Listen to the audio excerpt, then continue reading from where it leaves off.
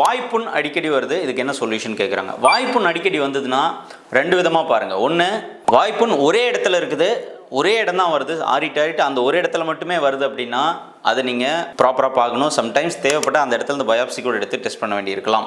அல்லது ஜென்ரலாக வருது வாய்ப்புண், வெவ்வேறு இடங்களில் மாறி மாறி எனக்கு வந்துகிட்டே இருக்குது அப்படின்னா அது பி காம்ப்ளெக்ஸ் சத்து குறைபாட்டினால் வரலாம்.